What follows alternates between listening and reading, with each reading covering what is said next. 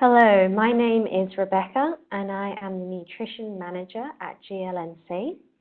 And this quarter, the GLNC Trends and Insights session is focused on fad diets and dietary patterns as a key influencer on the types and amounts of foods Australians are consuming. Today, I will start by distinguishing the fact from the fiction for rumours commonly associated with fad diets that are free from wheat and gluten. It is also worth noting that the GLNC hot topic for this quarter is carbohydrate avoidance, with more information and a webinar to be uploaded to our website before the end of March.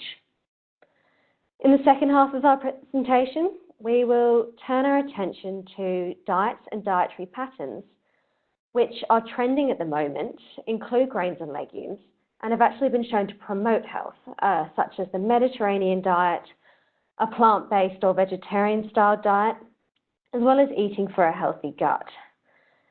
And finally, we will look at how contributors may be able to respond or leverage these styles of eating to promote the consumption of quality grain foods and legumes as part of a balanced diet. However, before we look at different dietary approaches, it is first important to set the scene and look at the state of the playing field in Australia. The 2014-2015 Australian Health Survey showed that 63.4% of adults were overweight or obese, and this is equivalent to around 11.2 million people.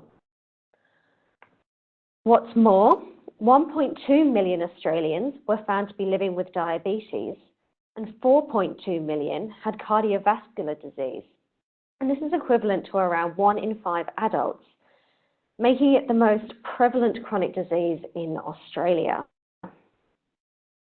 In an attempt to manage weight and chronic disease risk, Australians are looking to the weight loss industry for answers, with a report from IBIS World predicting that we were going to spend about $635 million in 2016 to 2017 on weight loss counselling services and related foods. And if it's not the weight loss industry, it's the media that Australians are turning to for this miracle solution. While many magazines tout the latest celebrity diet, the one thing that they all often have in common is that they encourage individuals to cut out various foods or food groups on the premise that they contribute to health problems and obesity. Common victims of this free-from trend are wheat and gluten. So let's start with wheat avoidance. Now, the estimated prevalence of wheat allergy in Australia is actually very low, with only around 0.2 to 0.5% of people suffering from wheat allergy, with most cases seen in children, as sufferers tend to outgrow this allergy by adulthood. Wheat sensitivity is harder to diagnose due to a lack of biomarkers, and so the prevalence is estimated to be anywhere between 0.6 to 6% of the population. However, in a recent survey by the CSIRO, 10.6% of Australians reported avoiding wheat products. And of this group, 1.2 had suspected or claimed celiac disease, 7.3 reported being symptomatic in the absence of celiac disease, and 2.1% had eliminated weight for reasons including weight loss or a family member with celiac disease. The 2014 GLNC consumption study shows similar results, with 11% of Australians reporting that they avoided wheat, but this was down from 16% in 2011. And the most common reason was that wheat makes me feel bloated. Therefore, while it is true that wheat cannot be tolerated by a small subset of the population, it appears that others may be cutting it out due to rumours they hear about wheat having a negative effect on health or weight. One of the most common rumours is that wheat contributes to weight gain and obesity. And this theory is based on the suggestion that gliadorphin in wheat, which is a peptide that is formed during the digestion of gliadin, which is a component of gluten, they suggest that it can bind to opiate receptors in our brain, which leads to appetite stimulation. However, there is no evidence to suggest that gliadorphin stimulates appetite in humans. In fact, as the structure of gliadorphin consists of 7 amino acids, this means that it is not able to be absorbed in the intestine, and therefore there is no way that this intact peptide could enter our circulatory system and have an effect on the central nervous system and stimulate appetite. On the contrary, eating the recommended amount of whole grain products, including those that are made with wheat, has been associated with favourable long-term weight management. This was highlighted in a recent Australian study where adults with the highest intakes of whole grain foods, including breads and breakfast cereals made from wheat, had a similar waist circumference and no difference in body mass index compared to those who had the lowest whole grain intakes. Another common assertion is that eating wheat causes type 2 diabetes. And once again, there is currently no evidence to suggest that there is a link between the consumption of foods made with wheat and type 2 diabetes. It is, however, worth noting that much of the research is limited to studies that assess wheat bran and wheat germ consumption and type 2 diabetes risk, rather than the link between whole grain or refined wheat as it would be commonly consumed. That said, in a comprehensive review of grain consumption and type 2 diabetes risk, high intakes of wheat bran and wheat germ were shown to reduce the risk of diabetes by 24% and 3% respectively when compared to lower intakes. Additionally, other in-depth analyses have shown that individuals who regularly consume whole grains, most of which are wheat-based, are at a reduced risk of developing type 2 diabetes compared to those who eat the least. The third rumour that we will look at today is that wheat or wheat-based foods are devoid of all nutrients. This theory is easily disproven by the results of the 2011 to 2012 Australian Health Survey, which found that grain foods, including those made from wheat, such as bread, breakfast cereal, and pasta, were the leading contributors of 7 key nutrients in the Australian diet, including fibre, folate, thiamine, iron, magnesium, iodine, and carbohydrate. And what about the influence of phytate? Well, again, there's no evidence that phytate found in wheat significantly affects mineral absorption in Australia or other populations who are consuming a varied diet. It is also likely that the phytate present in raw grains is partially removed when these foods are soaked or boiled prior to consumption, and is also further degraded through food processing. So the next fad that is going to take the stand is the gluten-free diet, as it seems that everywhere we go these days, someone is talking about the benefits of gluten-free eating. So I want to go over whether gluten-free eating and a gluten-free lifestyle, whether that's really a healthier choice.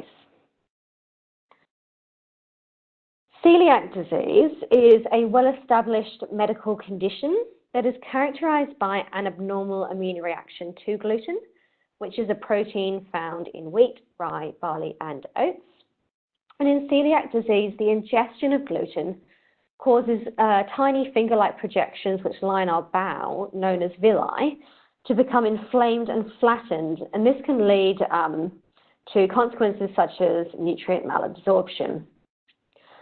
While the symptoms in celiac disease vary, with some individuals not showing any symptoms at all, celiac disease can be diagnosed using a blood test and small bowel biopsy. And it is estimated that it affects around 1 in 70 Australians, with a gluten-free diet being the only form of treatment that is currently available. Comparatively, the evidence base for gluten as a trigger of gastrointestinal symptoms in people without celiac disease is minimal. And this condition is commonly referred to as gluten intolerance or non-celiac gluten sensitivity.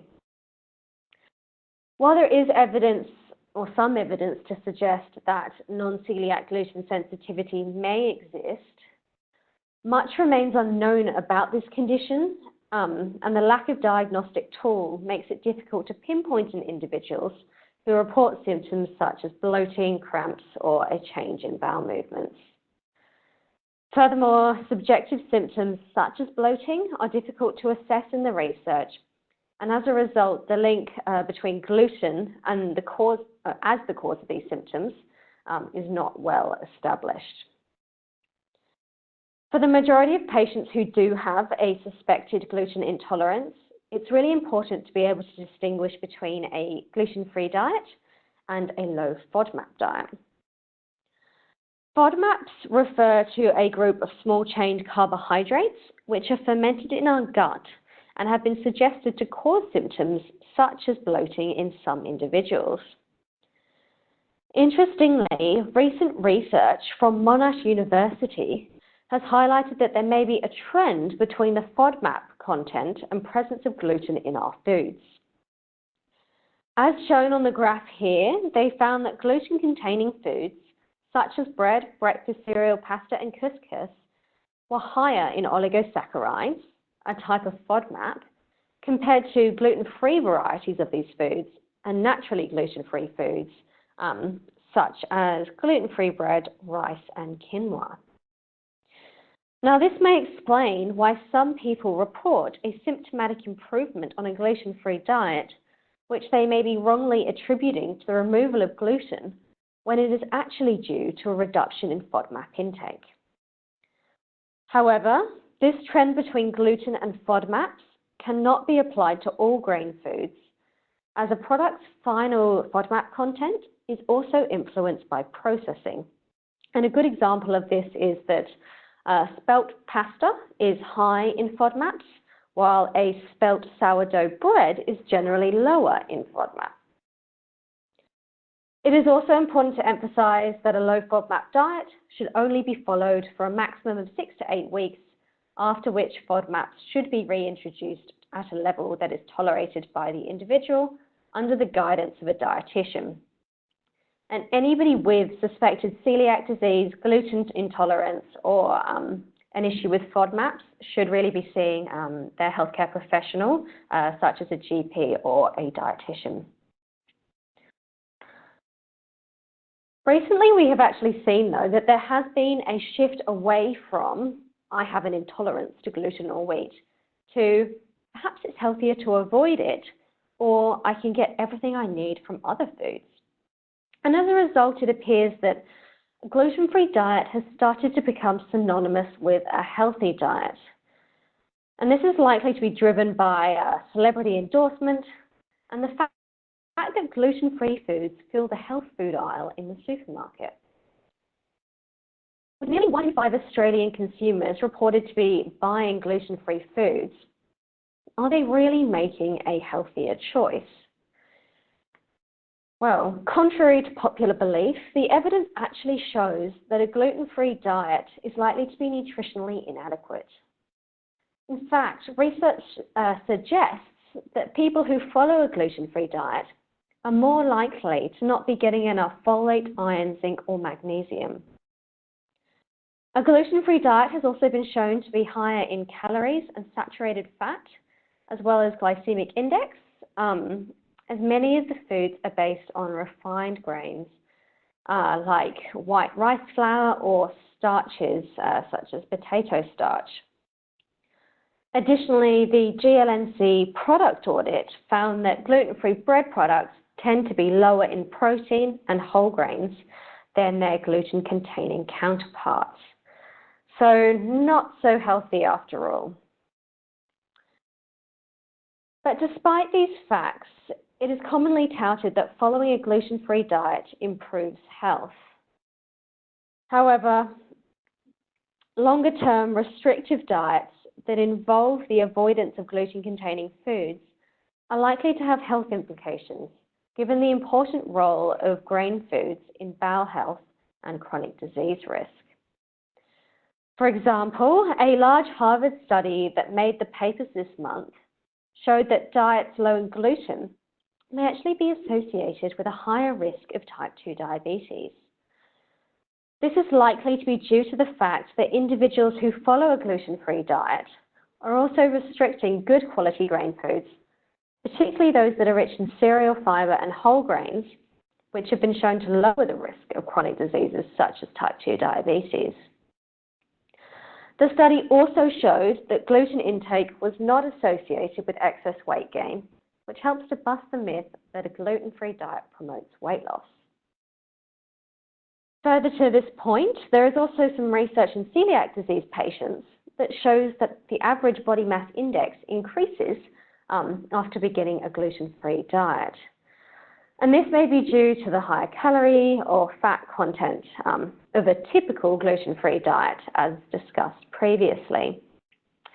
And finally, there is also some evidence to suggest that a gluten-free diet may have a negative effect on the composition of our gut microbiome. And this is because gluten-containing grains are rich in prebiotic fibers, which feed the good bugs in our bowel. While naturally gluten-free grain foods, such as sorghum and teff, would also contain prebiotic fibers, the issue arises when high-fiber grain foods are avoided completely. But how can we turn these dietary trends around and promote ways of eating that actually has a favourable effect on health? A great example of this is the Mediterranean diet, which we've seen gain popularity in recent years, as research continues to demonstrate the benefits of adhering to this dietary pattern that places an emphasis on choosing good quality, nutritious foods. Generally speaking, the Mediterranean diet is a broad collection of dietary habits that are followed by populations surrounding the Mediterranean Sea. At the bottom of the pyramid, we have olive oil, breads and cereals, preferably whole grain, fruits and vegetables, which are recommended to be consumed with every main meal. And as we get up the pyramid, we have olives, nuts and seeds, as well as dairy, which are recommended to be consumed daily. Meat, seafood and sweets are recommended on a weekly basis. There is also very little processed food, and red wine is consumed in moderation with meals. There is high-quality evidence that suggests that a Mediterranean eating pattern is protective against cardiovascular disease and type 2 diabetes. Perhaps the most groundbreaking piece of some of the earlier research relating to a Mediterranean diet is the Prominent Lion Heart Study. They found that in people who had already had their first heart attack, following a Mediterranean diet reduced the risk of another cardiac event, such as a heart attack or even a stroke, as well as cardiac death, by 50 to 70% over an average follow-up period of 46 months. More recently, the PREDIMED study showed that in individuals who are at higher cardiovascular disease risk, following a Mediterranean diet, supplemented with either extra virgin olive oil or nuts, reduced the risk of major cardiovascular events, such as heart attack or stroke, by 30%. And this is really interesting, given that cardiovascular disease is such a big problem in Australia. In regards to type 2 diabetes, a number of systematic reviews and meta-analyses have shown that higher adherence to a Mediterranean diet can improve glycemic control and reduce diabetes risk by around 19% compared to those who have a lower level of adherence. In fact, evidence even suggests that adopting a Mediterranean diet may be more protective against type 2 diabetes than a low carbohydrate diet. And finally, a comprehensive review of 50 studies that included over 500,000 individuals showed that a Mediterranean diet could have significant public health implications, as it was found to be protective against metabolic syndrome, and it decreased some of the key risk factors, such as waist circumference, triglycerides, blood pressure, and blood glucose levels. There is also mounting evidence to suggest a positive association with cancer and neurodegenerative diseases, such as Alzheimer's. In a systematic review of observational studies, a higher adherence to a Mediterranean diet reduced the risk of overall cancer incidence and mortality. They also found protective effects against specific types of cancer, including colorectal and prostate cancer. More recent research has also suggested a protective association between the Mediterranean diet and breast cancer in postmenopausal women. Additionally, in recent years, a systematic review has put forward preliminary evidence to suggest that a Mediterranean diet may slow the onset and/or progression of age-related cognitive decline and reduce the risk of Alzheimer's disease. A recent study that attracted some media interest was a Scottish study that looked at the link between the Mediterranean diet and brain volume using MRI scans across a 3-year period in 400 individuals aged 73 to 76 years.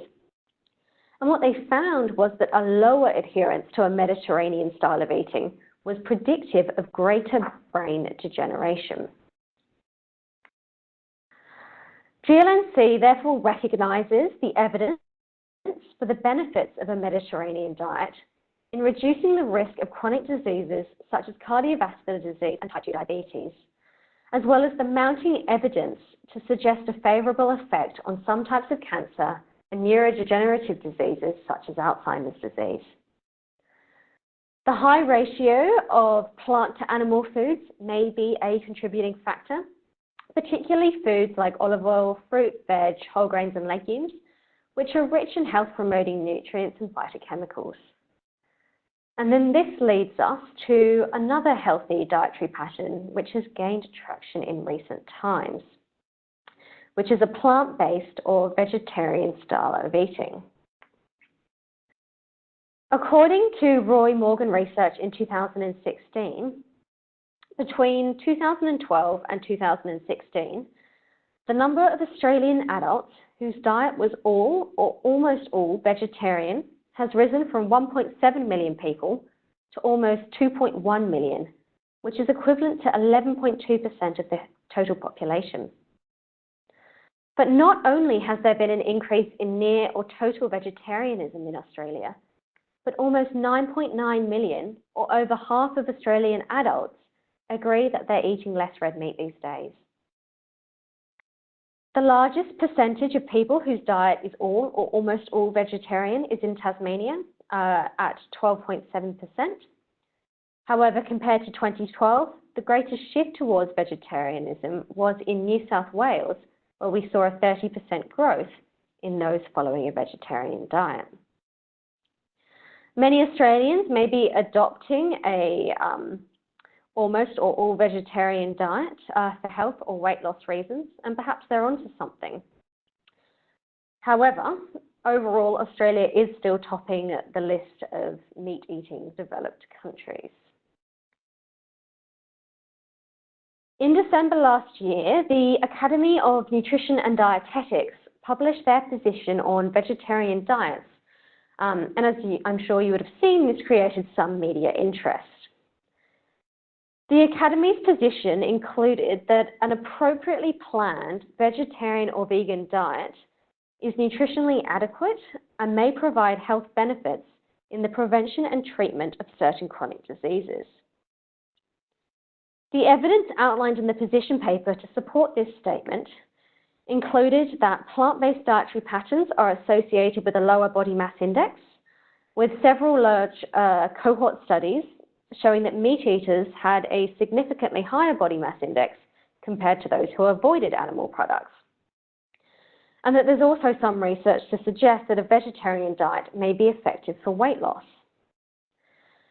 Vegetarian diets are also associated with a reduced risk of cardiovascular disease, which is likely due to the favourable effect on risk factors such as abdominal obesity, blood pressure, blood lipids, and blood glucose. Additionally, compared to meat eaters, vegetarians had a lower risk of type 2 diabetes.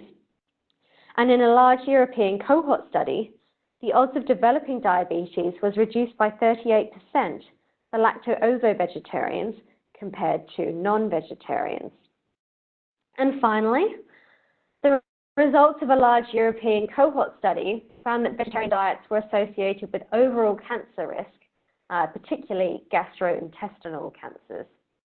And this may be due to the fact that vegetarians, or those following a predominantly plant-based diet, have a higher fiber intake compared to those on other diets.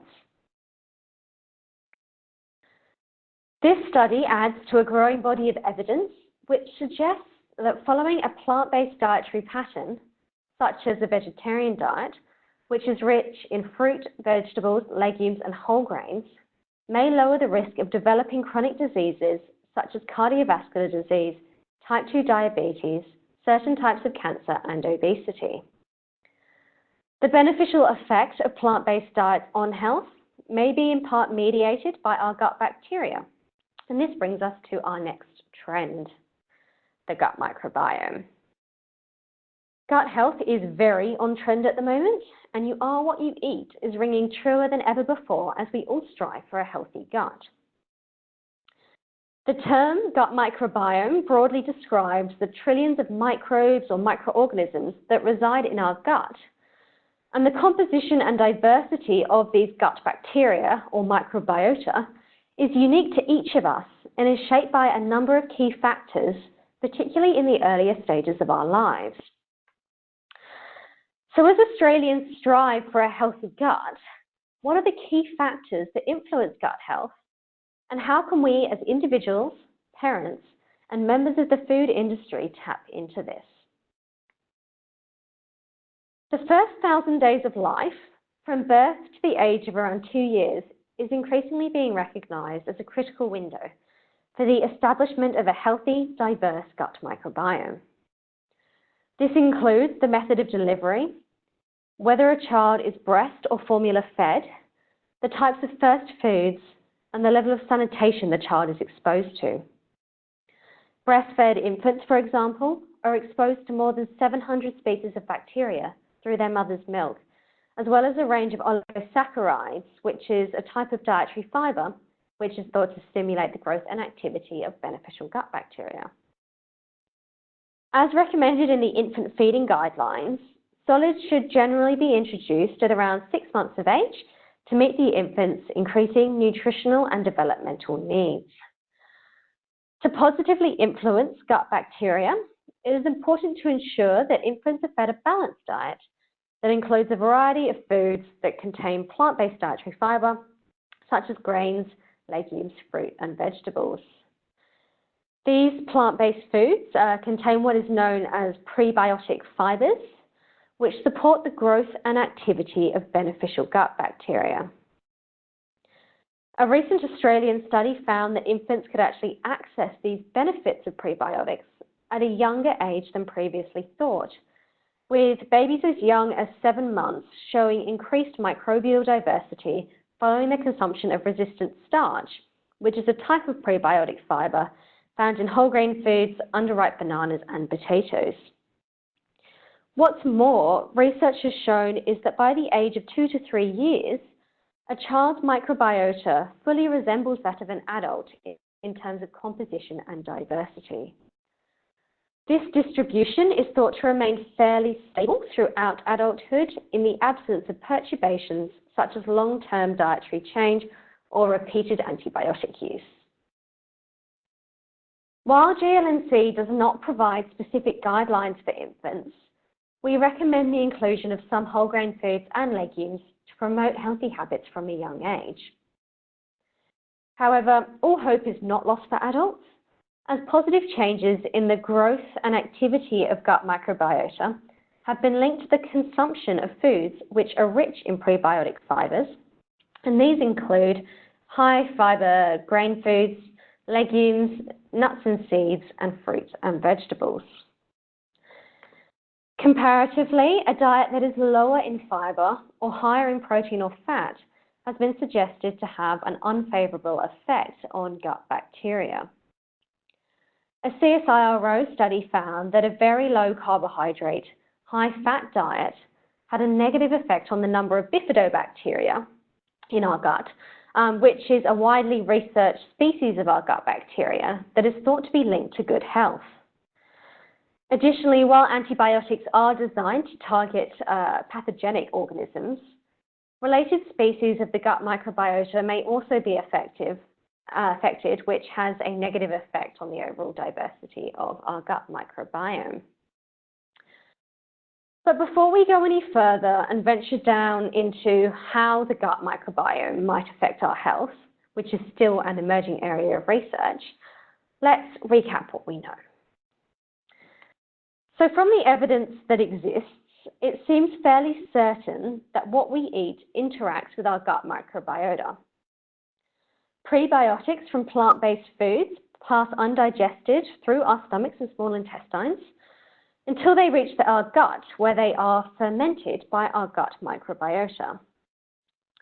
This process is thought to promote the growth and activity of beneficial gut bacteria, and it's really important to ensure we're eating a variety of high-fiber plant foods, as they each contain different types of prebiotics, which are thought to have different effects on the gut microbiome and ultimately promote greater diversity.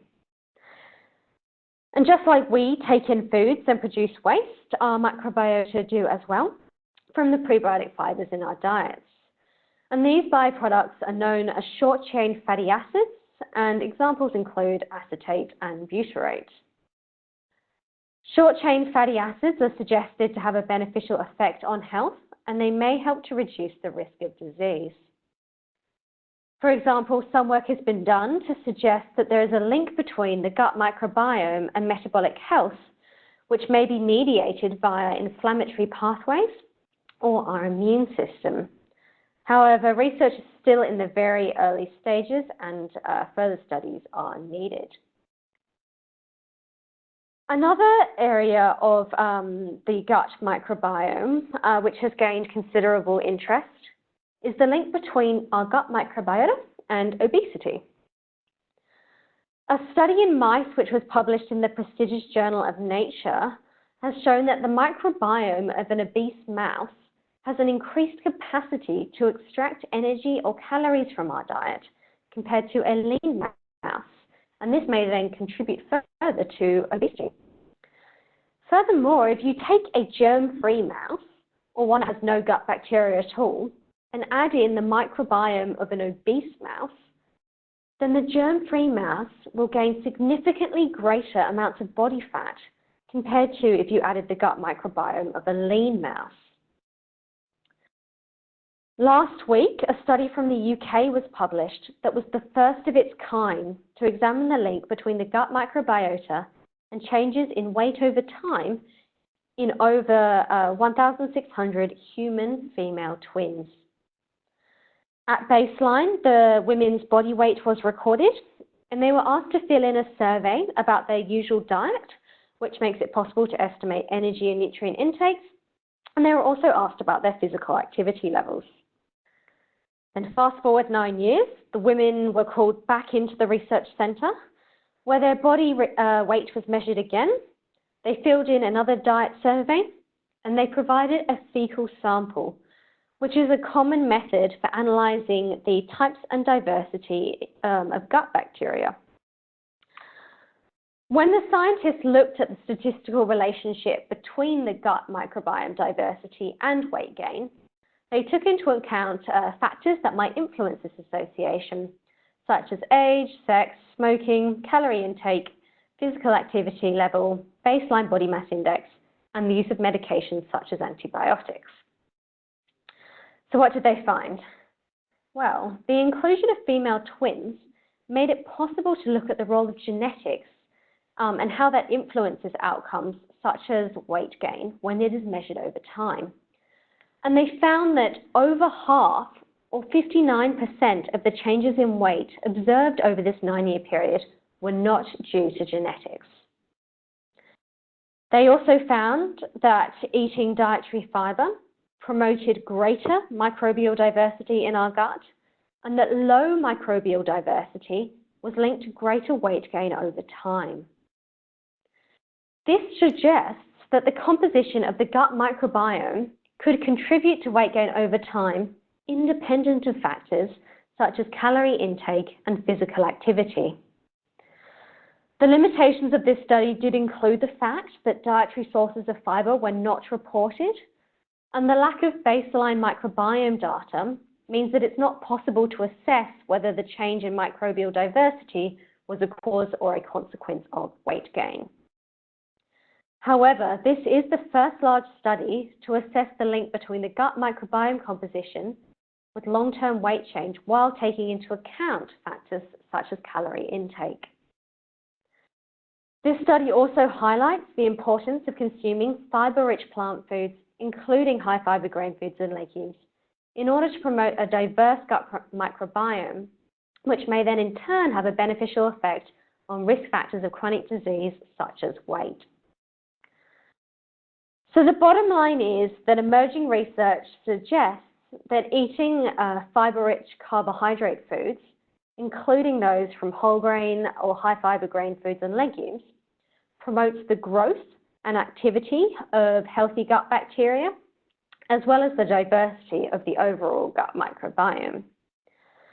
This, in turn, is then thought to stimulate the production of beneficial products known as short-chain fatty acids, which may in turn have a favorable effect on weight and markers of chronic disease risk.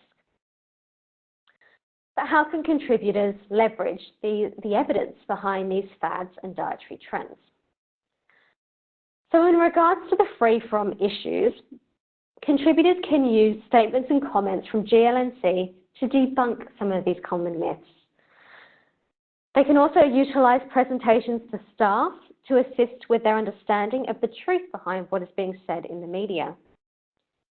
GLNC hot topics and webinars will be uploaded to our website each quarter, covering some of the issues such as a low carbohydrate diet and a gluten-free diet. GLNC communications with healthcare professionals and consumers can also be leveraged via articles in our e-newsletter, interactions with healthcare professional organisations such as the DAA or APD, and via posts on GLNC social media platforms. Contributors can also leverage the trends associated with the Mediterranean diet, plant-based eating, and the gut microbiome through nutrient content claims that highlight their product as a source of fiber, GLNC communications and statements around the benefits of grains and legumes within these dietary patterns for promoting health and reducing chronic disease risk to both consumers and healthcare professionals. And finally, as a source of recipe inspiration or tips for using your products that you promote online or through your social media platforms. And GLNC is, of course, able to promote some of your recipes that align with these trends through some of our social media platforms as well. If you are interested in any of these opportunities specifically, please get in touch, as we'd be more than happy to discuss it further with you. Additionally, if you have any questions, feel free to contact me. Over the next few slides, I have listed all the references for the information that I have discussed today. I hope today's presentation has been useful. The topic of the next Trends and Insights presentation is still being determined based on contributor feedback, but we will let you know once it has been decided. Thank you very much.